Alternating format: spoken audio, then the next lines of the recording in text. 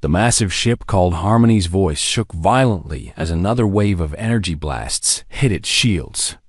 Admiral Veltar gripped the command chair with his crystal hands, watching the battle display with growing horror.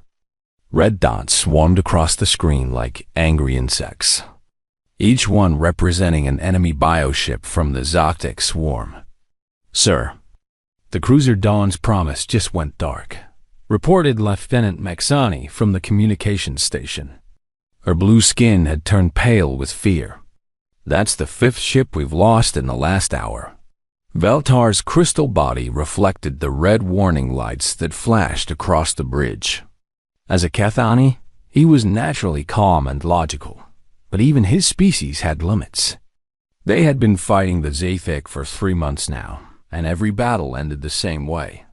The enemy adapted to their weapons, healed from their attacks, and came back stronger. "Status report on the defense grid," Veltar ordered. The tactical officer, a bear-like Thurgan named Kordev, growled as he read his displays. "Outer grid is at 30% power. The swarm's bioships are eating through our energy barriers like they're made of paper." Through the main view screen, Veltar could see the horror of the battle. The Zathik bioships looked like massive black insects crossed with sea creatures. They had no metal parts, no engines that anyone could understand. Instead, they pulsed with organic life, growing new weapons and armor as they fought. When coalition forces destroyed one, 2 more would split off from its remains. "How long until they reached New Desha?" Veltar asked. 6 hours, sir," replied the navigation officer. "Maybe less if they break through the middle defense line." New Desha was home to 12 million beings from 7 different species. Evacuation was impossible. There simply wasn't enough time or ships to move that many people. The planet would have to be defended, or everyone on it would die. The Zathik didn't take prisoners. They didn't negotiate.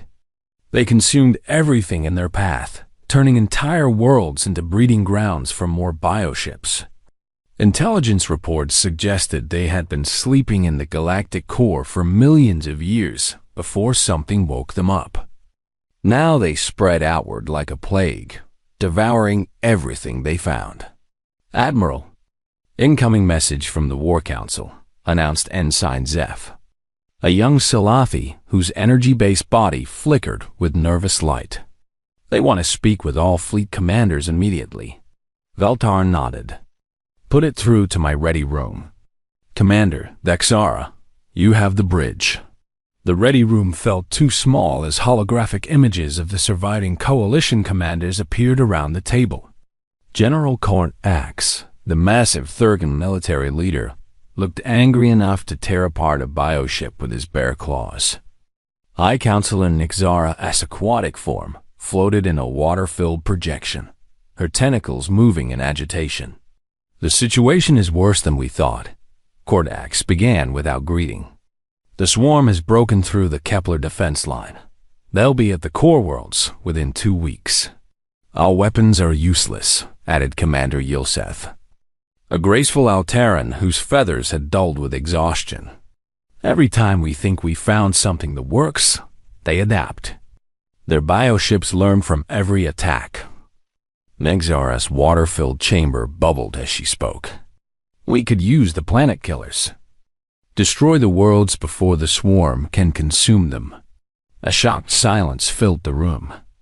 Planet killer weapons existed, but using them meant admitting total defeat. It meant choosing to destroy everything they had sworn to protect. "That's not victory," Veltar said quietly. "That's just a different kind of ending." "Then what do you suggest?" Court Axe demanded. "We've tried everything. Energy weapons, kinetic bombardment, biological warfare, even psychic attacks. Nothing stops them." Veltar was quiet for a moment. In the deepest files of Coalition intelligence, there was one option they had never discussed.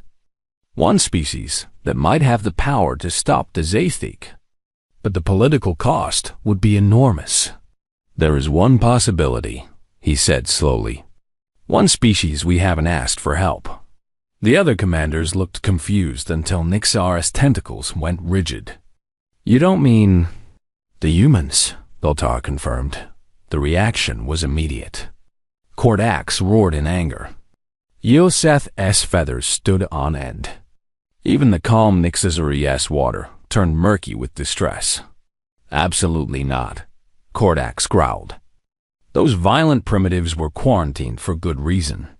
They're barely better than the Zathik themselves. The misunderstanding during first contact was 50 years ago," Veltar reminded them. "We accused them of war crimes because we didn't understand their methods." "Their methods included sacrificing entire colonies," Yoseth protested. "They fought their own artificial intelligence, uprising with tactics that horrified every civilized species in the galaxy." Veltar had studied those reports. When humanity faced their own version of an existential threat, they had responded with strategies that seemed brutal to the peaceful coalition species.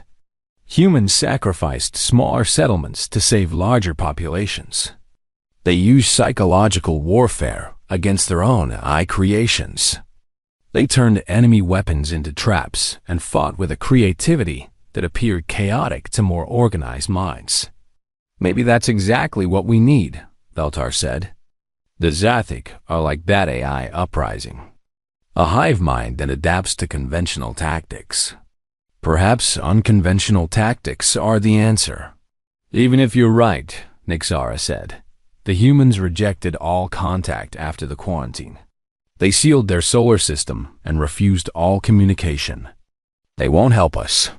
"They might," Veltar said, "if they understand what's at stake." Another explosion shook the Harmony's voice, even through the holographic connection. The battle was getting worse. "We're losing," Veltar said simply. "In 6 hours, New Desha falls. In 2 weeks, the core worlds are gone. In 6 months, the Zathik will have consumed half the galaxy. What do we have to lose by asking?" The commanders argued for another 10 minutes, but in the end, the math was simple. Certain death or possible salvation from an unlikely source. "Fine," Kordax grumbled. "But if the humans make demands, if they want territory or political power in exchange for help, I'm holding you personally responsible." "Agreed," Veltar said. "I'll take full responsibility for this decision." The meeting ended, leaving Veltar alone with his choice. On the bridge, Ensign Zeph was waiting with a worried expression. "Sir, I intercepted something during the communication," she said quietly. "A fragment of an old transmission from the quarantine zone. It contained coordinates for the human home system and one word, Terra." Veltar looked at the young Salathi. Her species could communicate through quantum entanglement, touching minds across vast distances. If anyone could reach the humans, it would be her. "Ensign, prepare a priority transmission to those coordinates," he ordered. "Use every available channel. Tell them who we are, what we're facing, and that we need their help." "Sir, attempting telepathic contact with human minds is difficult. My people describe human thoughts as chaotic and unpredictable." "That chaos might be exactly what we need," Veltar replied. "Send the message. Our survival may depend on it." As Zeph worked to prepare the transmission, Veltar looked out at the battle raging beyond the view screen. Soon they would learn if the galaxy's most feared species would answer their desperate call for help. 27 hours passed before the humans answered. When they did, it wasn't through normal communication channels. Every screen in Coalition space suddenly displayed the same message at exactly the same time. Every computer, every communication device, every artificial intelligence system showed identical words in perfect Coalition standard language. "We remember. Stand clear of Terra system. Help is coming. Admiral Chun." Sol Defense Force. Admiral Veltar stared at the message on his command screen. Around him, the bridge crew worked in stunned silence. The fact that humans could broadcast to every coalition device simultaneously meant their technology was far more advanced than anyone had believed. "Sir," Ensign Zeph called out, her energy body flickering with excitement and fear. "I'm detecting massive energy signatures from the Terra system." "Something big is moving." "Define big," Veltar ordered.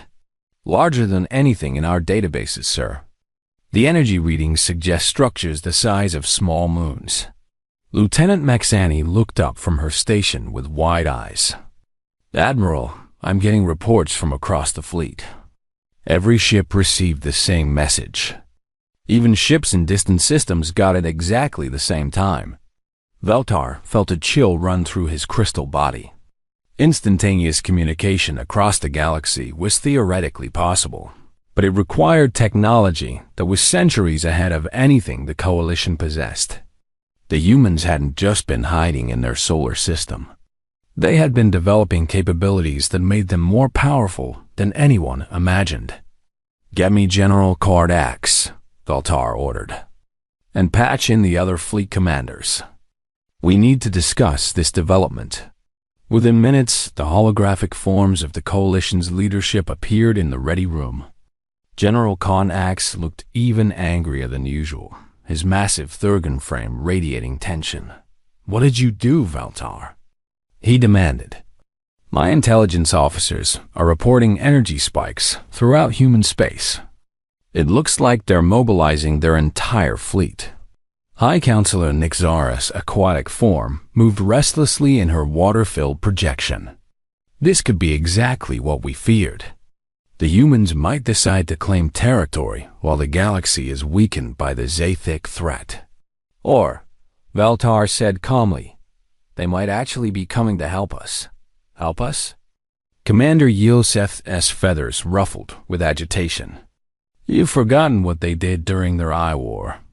The Coalition's first contact team was horrified by their methods." Veltar had reviewed those files many times in the past day. 50 years ago, when the Coalition first discovered humanity, they had been in the middle of fighting their own artificial intelligence uprising. The A's had consumed 60% of human space before. Humanity developed new tactics to fight back. Coalition observers had watched humans deliberately sacrifice smaller colonies to save larger populations. They saw humans use psychological warfare against the eye opponents, turning the machine's own logic against them. Most shocking of all, they witnessed humans turning damaged ships into kinetic weapons, with crews volunteering for certain death to take out AI command nodes. What looked like barbaric warfare to the peaceful Coalition species was actually humanity, fighting for survival against an enemy that adapted to conventional tactics. But the Coalition leaders of that time had seen only the surface. They saw humans sacrificing their own people and called it primitive brutality. "The misunderstanding happened because we judged them by our own standards," Veltar said. "Our species evolved past warfare millions of years ago. We've been peaceful for so long that we forgot what it takes to fight for survival. And that's supposed to be a good thing?" Cardax growled. "You want to unleash a species that fights like savages?" "I want to save the galaxy," Veltar replied. "The Zaithic are winning because they adapt to everything we throw at them. Maybe we need someone who fights in ways they can't predict." Before anyone could respond, Ensign Zeph's voice came over the communication system. "Admiral, you need to see this." Something just appeared at the edge of the system. Veltar rushed to the bridge, followed by his senior officers. On the main screen, space near New Thesha looked different. Where there had been empty void before, massive structures now hung in space. They weren't ships in any conventional sense. They looked like floating cities made of metal and energy, bristling with weapons and defensive systems. "How long have those been there?" Veltar demanded. "They weren't there an hour ago, sir," reported the tactical officer. "They just appeared. No energy signatures, no warp trails. Like they teleported into position." "Sir," Incoming transmission from the lid structure, Zeph announced. Put it through. The view screen changed to show a human face. Admiral Chun appeared to be middle-aged by human standards, with graying hair and calm brown eyes. Behind her, Veltar could see what looked like a command center filled with humans working at stations covered in displays and controls. Admiral Veltar, Chun said, her voice carrying the weight of authority. I remember you from the first contact files. You were the one who argued against the quarantine. Veltar was surprised she knew that detail. Admiral Chun, thank you for responding to our call for help. The Zothic swarm, Chun said, her expression becoming grim. We've been monitoring their movement for months. They're similar to the AI uprising we faced, but organic instead of mechanical. A hive mind that adapts to conventional warfare. You've been watching us fight them? Commander Thexara asked from beside Veltar. We've been watching everything, Chun admitted. After the quarantine, we decided to keep an eye on Galactic affairs. We saw what happened when the Kepler defense line fell. We knew you would eventually need help that only we could provide. Why didn't you help sooner? Veltar asked. Chun's expression softened slightly.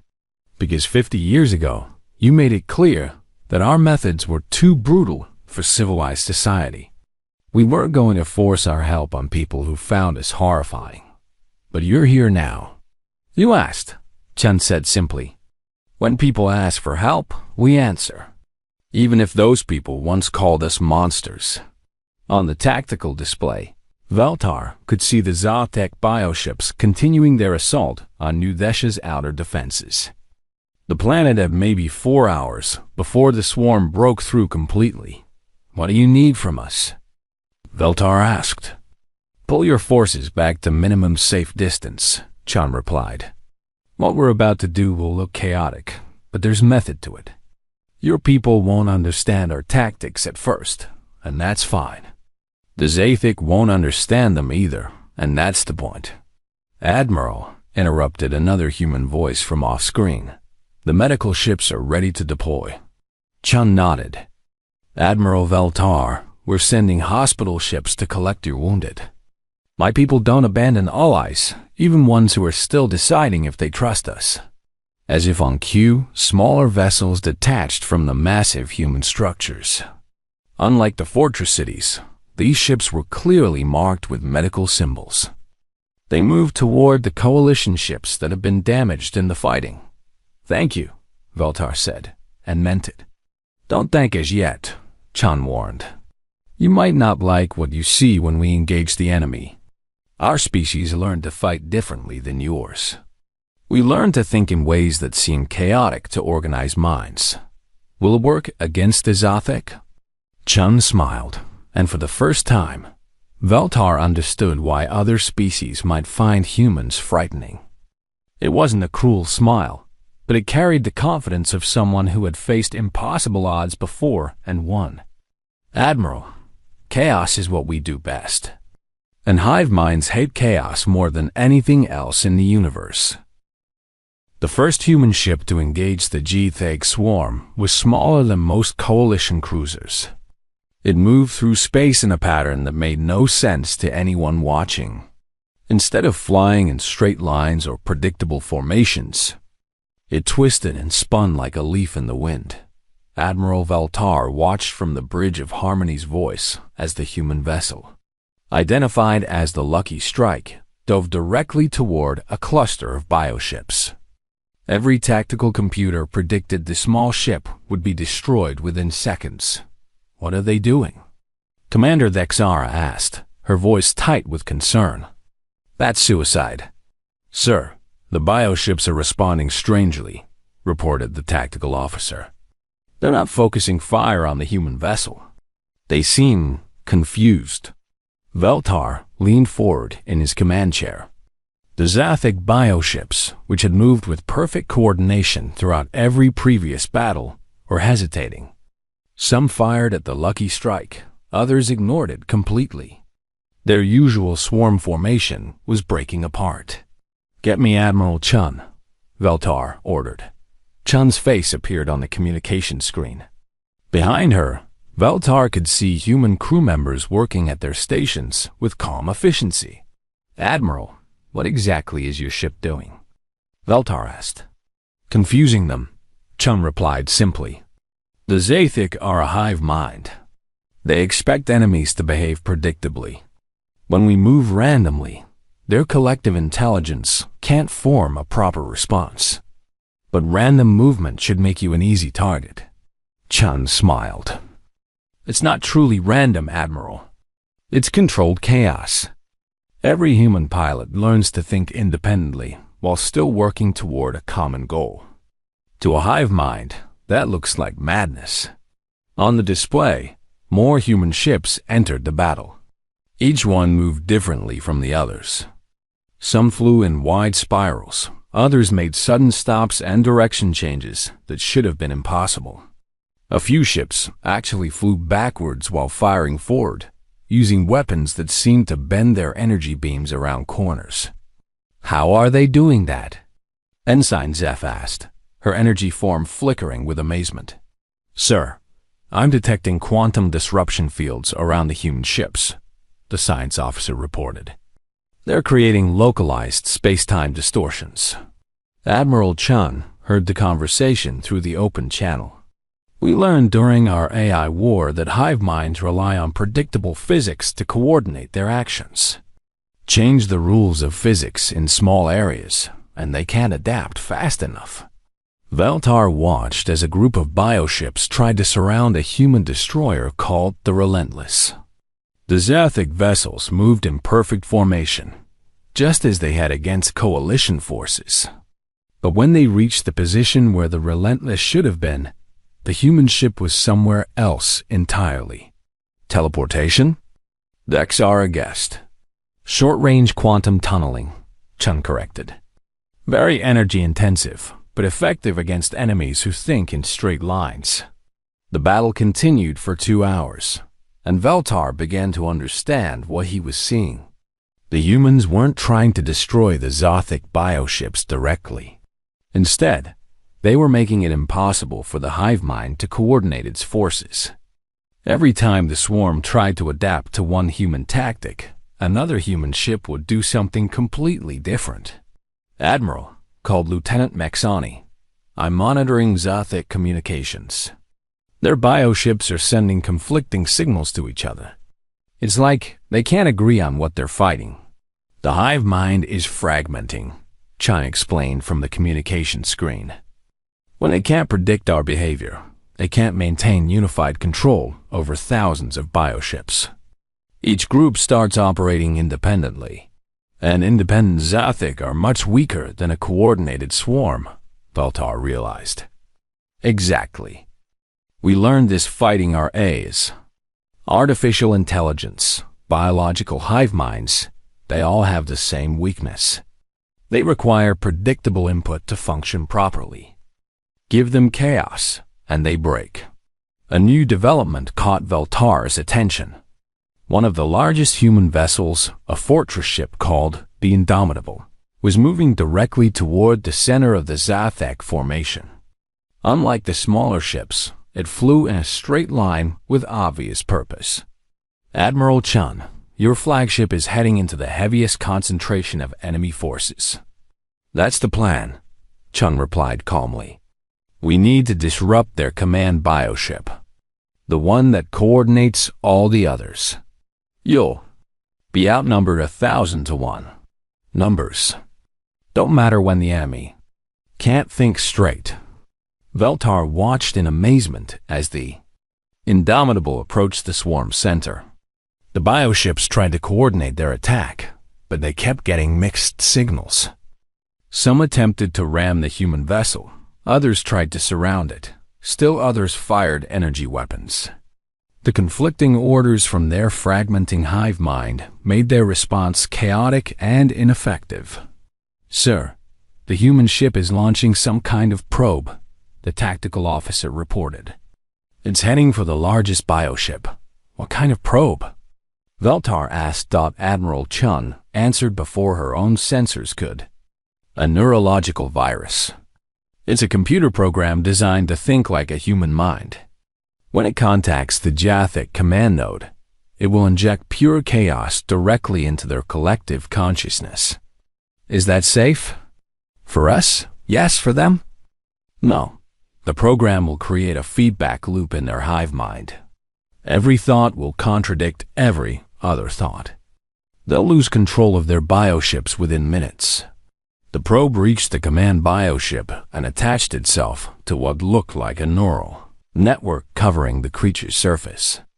For a moment, nothing happened. Then the massive bioship began to convulse. Sir, I'm reading massive energy fluctuations throughout the Zathek formation, the science officer reported. Their bioships are losing formation coherence. Valtar watched as the perfectly coordinated swarm fell apart. Bioships collided with each other as their pilots received contradictory commands. Some ships began firing on their own allies. Others simply stopped moving altogether, drifting in space like dead hulks. The hive mind is breaking apart, Chun confirmed. The neurological virus is spreading through their collective consciousness. Each bioship that tries to re-establish contact with the command node gets infected with chaotic thought patterns. How long will the effect last? Veltar asked. Permanently for this group. Once a hive mind learns to think chaotically, it can't return to unified consciousness. These bioships will either become independent entities or die from neural collapse. Within an hour, the battle was over. The Zathik swarm that had threatened to consume New Desha was either destroyed or scattered.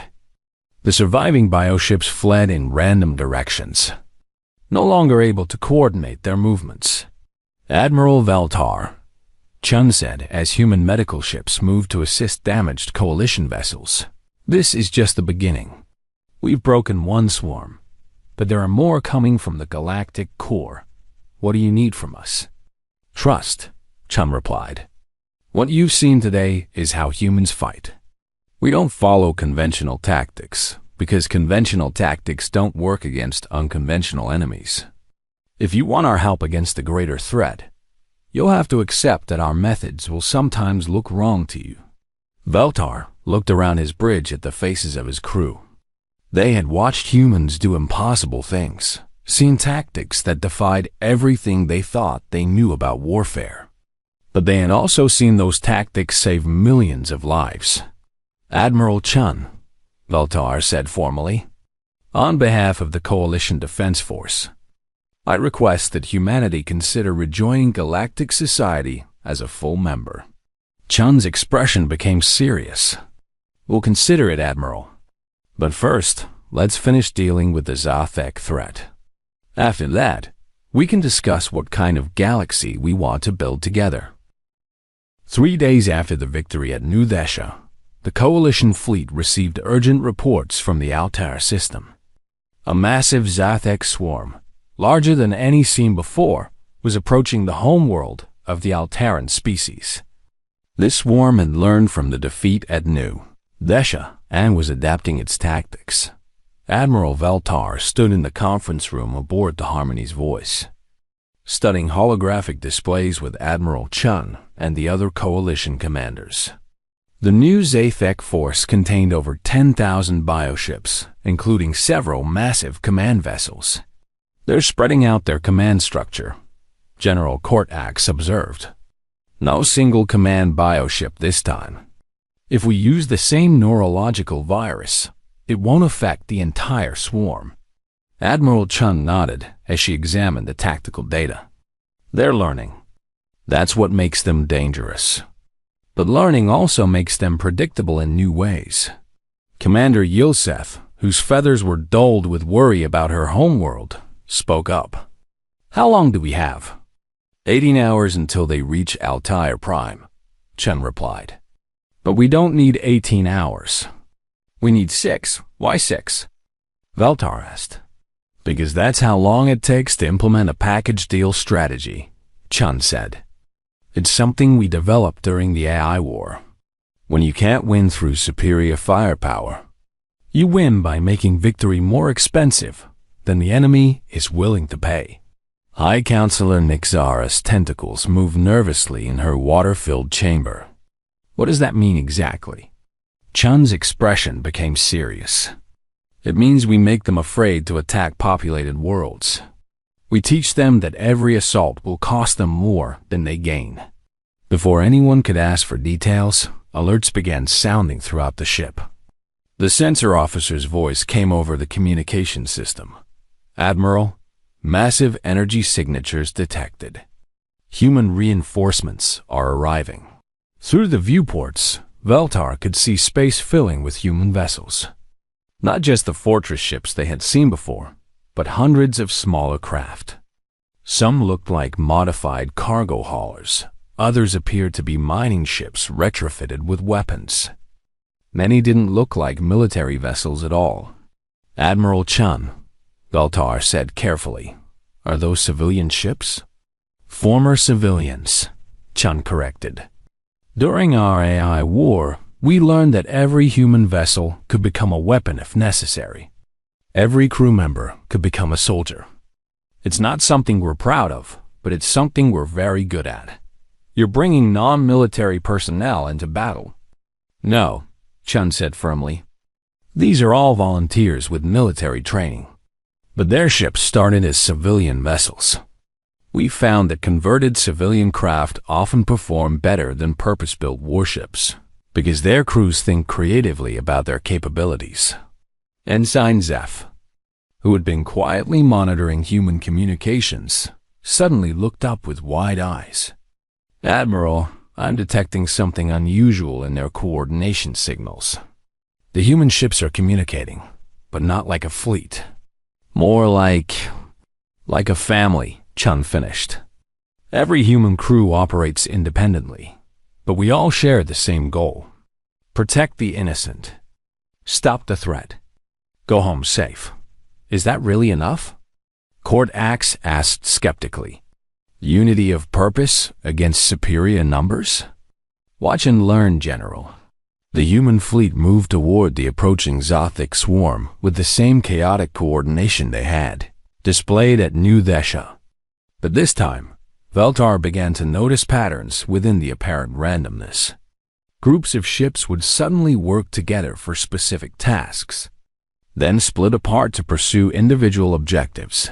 A mining ship called the Deep Digger approached a cluster of Zothic bioships and deployed what looked like asteroid-cracking charges.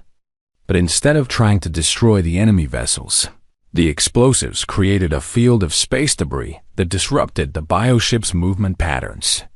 "Clever," Chun said, watching the same display. "Captain Morrison used to crack asteroids for a living. Now he's using those same skills to create obstacles for hive mind formations." A converted passenger liner, the Star Wanderer, flew directly into the middle of the Zothic formation. Instead of firing weapons, it began broadcasting signals on thousands of different frequencies simultaneously. "What's that ship doing?" Veltar asked. "Electronic warfare," Chun explained. "The Star Wanderer used to carry tourists between star systems. They know every communication frequency in Coalition space. Now they're using that knowledge to flood the Zothic with signal noise. Will that work?" "It's already working. Look at your displays." Veltar checked his tactical screens and saw that the Zothic bioships were beginning to move erratically. The signal flooding was interfering with their ability to coordinate their actions. But what impressed Veltar most was what happened next. A small human corvette called the Lucky 7 suffered massive damage from a bioship energy blast. Its engines were gone, its weapons were offline, and life support was failing. "They should abandon ship," Commander Thexara said. Instead, the Lucky 7 changed course and flew directly toward the largest Zothic command vessel. As it approached, the ship began broadcasting on all frequencies. "This is Captain Rodriguez of the Lucky 7. We're coming in fast and hot. Clear the area in 30 seconds. "They're going to ram it," Veltar realized. "Not just ram it, Chun corrected. Captain Rodriguez is a former demolition expert. She knows exactly how to turn a dying ship into the most effective weapon possible. The Lucky 7 struck the command bioship at full speed. The explosion that followed was far larger than it should have been from a simple collision.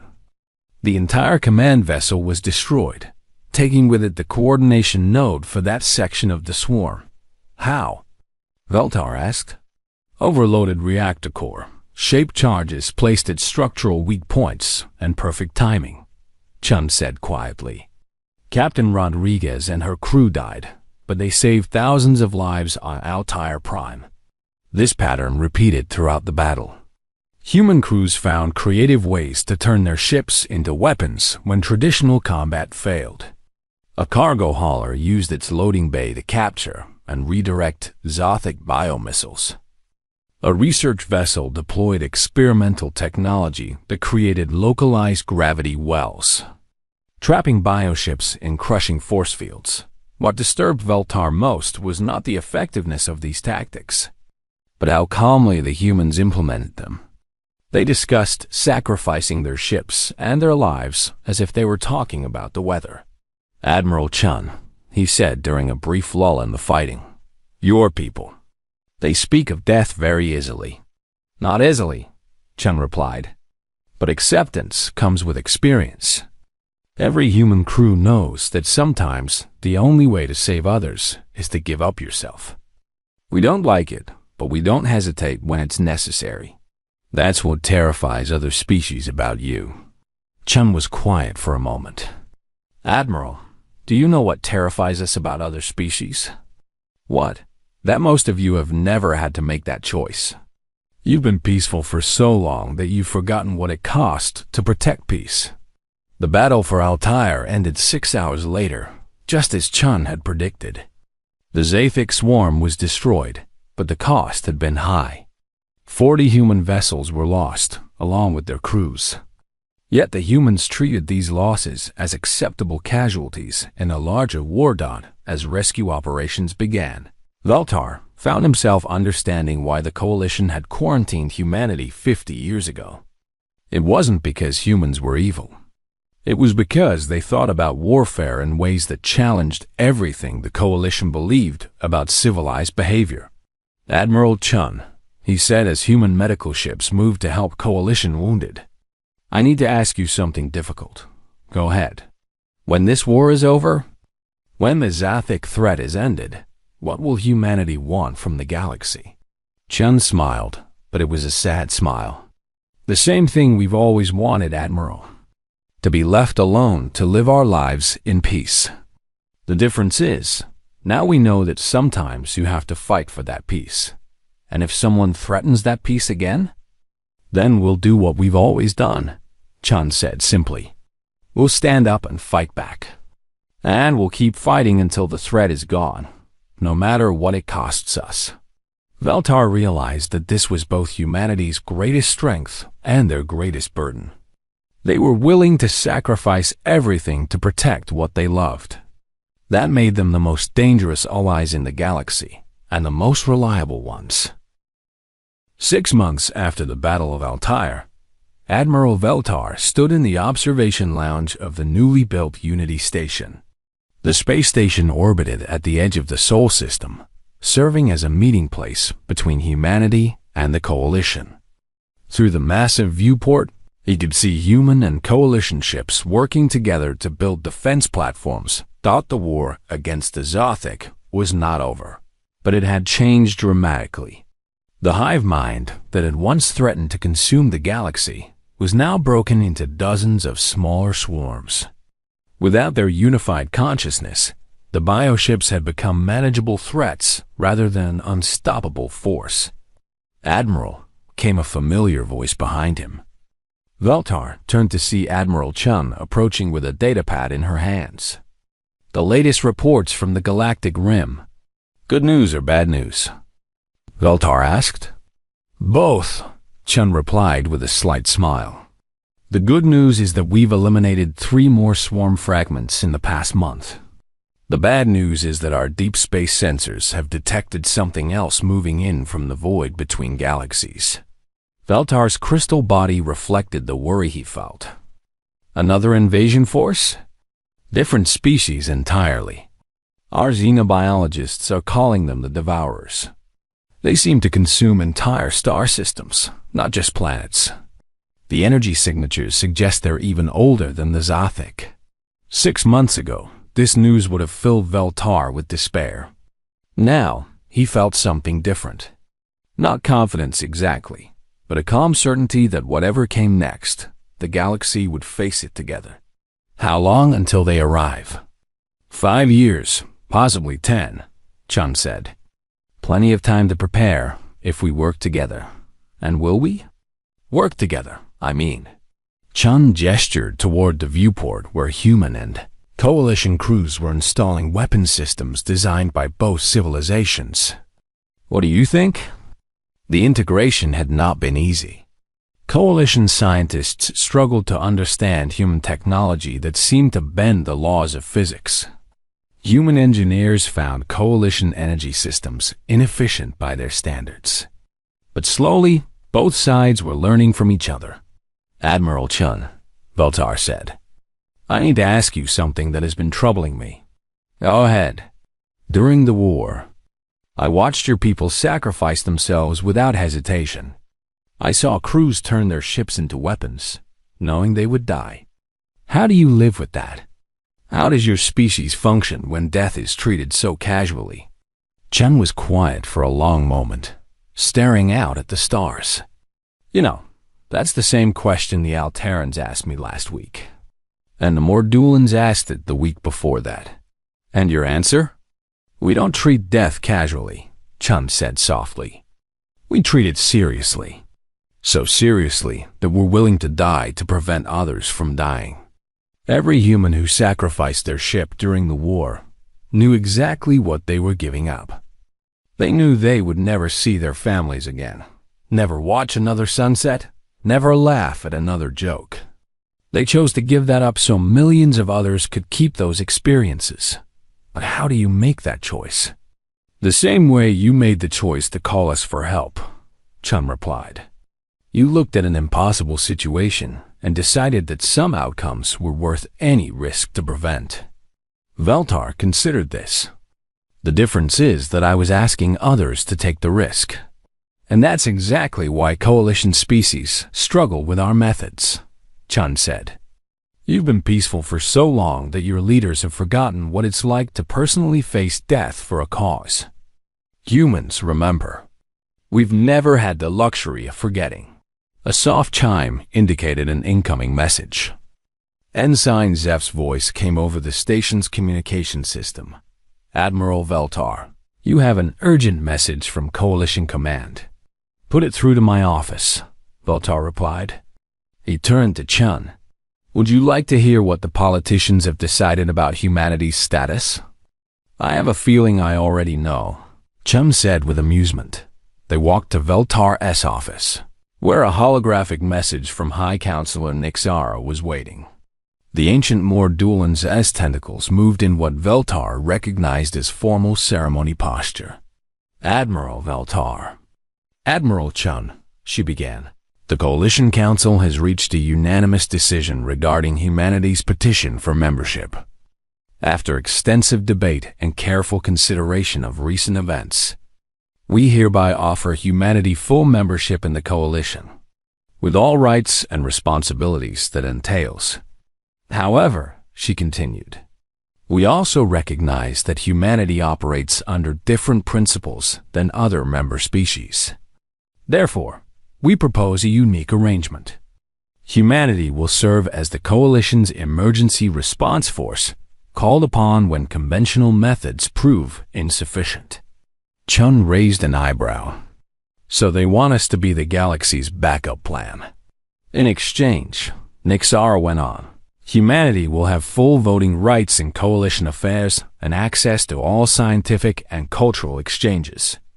But human military doctrine will remain independent, subject to human command rather than Coalition oversight. They're afraid of us, Chun said simply. Yes, Veltar admitted. But they also respect what you accomplished. And they understand that the galaxy needs someone willing to do what others cannot. The message continued with details about treaties and trade agreements. But Veltar found himself watching Chun's reaction instead. The human admiral listened with the same calm expression she had worn during the darkest moments of the war. Well? Veltar asked when the message ended. We accept, Chun said without hesitation, but with conditions of our own, such as? First, any species that requests human assistance must understand exactly what that assistance might involve. We won't hide our methods or apologize for them. Reasonable. Second, we maintain the right to refuse assistance if we believe it's not truly necessary. We're not going to solve every problem with violence, just because it's easier than diplomacy. Also reasonable. Third, Chun said, her expression becoming serious when the real threats come, the ones that endanger the entire galaxy. Coalition species need to stop thinking of human tactics as barbaric. Effective warfare looks ugly to peaceful minds, but sometimes ugly is what saves lives. Veltar nodded.